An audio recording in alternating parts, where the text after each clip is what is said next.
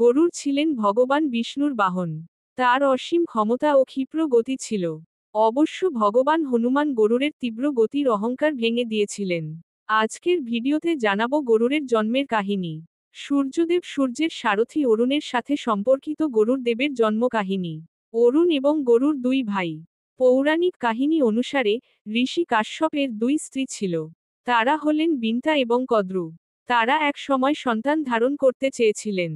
তখন ঋষি কাশ্যপ তাদের প্রত্যেককে একটি করে বর দিয়েছিলেন। কদ্রু 1000 নাগপুত্র চেয়েছিলেন, এবং বিন্তা মাত্র 2টি সন্তান চেয়েছিলেন, কিন্তু প্রত্যেকেই কদ্রুর 1000 পুত্রের সমান হবে। কাশ্যপ তাদের আশীর্বাদ করেছিলেন এবং তারপর ধ্যান করার জন্য একটি বনে চলে যান। এরপর কদ্রু 1000 ডিমের জন্ম দেন, যেখানে বিন্তা 2টি ডিমের জন্ম দেন। বহু বছর ধরে ডিম ফোটানোর পর, কদ্রুর ডিম ফুটে তার 1000 সর্পপুত্র বেরিয়ে আসে।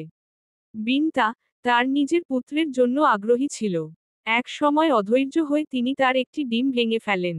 এই ডিম থেকে আংশিকভাবে গঠিত অরুণ বেরিয়ে আসে। তাকে দেখতে সকালের সূর্যের মতো উজ্জ্বল এবং লালচে, কিন্তু মধ্যাহ্নের সূর্যের মতো উজ্জ্বল নয় যেমনটি তাকে প্রতিশ্রুতি দেওয়া হয়েছিল। অরুণ তার মা বিন্তাকে তার অধৈর্যতার জন্য তিরস্কার করেন এবং দ্বিতীয় ডিমটি না ভাঙতে সতর্ক করেন। এরপর অরুণ সূর্যদেব সূর্যের সারথি হওয়ার জন্য চলে যান। বিন্তা অপেক্ষা করতে থাকে, এবং বহু বছর পর, দ্বিতীয় ডিম ফুটে গরুরের জন্ম হয়। কদ্রুর কাছে বাজি ধরে হেরে যাওয়ার পর, বিন্তাকে তার দাস হতে বাধ্য করা হয়। পরে গরুর তার সর্প ভাইদের তার মাকে দাসত্ব থেকে মুক্ত করতে বলেন। তার মায়ের মুক্তির বিনিময়ে তারা স্বর্গ থেকে অমৃত এনে দেওয়ার দাবি করে। গরুর তার অসাধারণ শক্তি এবং ক্ষমতা দিয়ে দেবতাদের বিরুদ্ধে যুদ্ধ করেন এবং ইন্দ্র সহ সকলকে পরাজিত করেন। এরপর তিনি ইন্দ্রের অমৃত কলস নিয়ে পৃথিবীতে ফিরে আসেন। বিষ্ণু তখন গরুরের সামনে আবির্ভূত হন এবং তাকে তার বাহন হতে বলেন। সঙ্গে সঙ্গে গরুর বাহন হতে সম্মত হন। বিষ্ণু দেব গরুরকে অনুরোধ করেন যে, অমৃত কলসটি নাগদের না দেওয়া হোক, কারণ এটি পরে অনেক ঝামেলা ডেকে আনবে। তখন তারা একটি পরিকল্পনা তৈরি করে।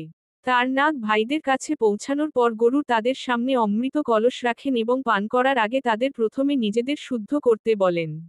ইতিমধ্যে, জয়ন্ত যে ছিল ইন্দ্রের পুত্র, পাত্রটি আবার চুরি করে নিয়ে যান। এরপর গরুর নাগদের সকলকে গ্রাস করে ফেলেন এবং তার মাকে মুক্ত করেন। বন্ধুরা, কাহিনীটি কেমন লাগলো অবশ্যই কমেন্ট করে জানাবেন। জয় শ্রী হরি।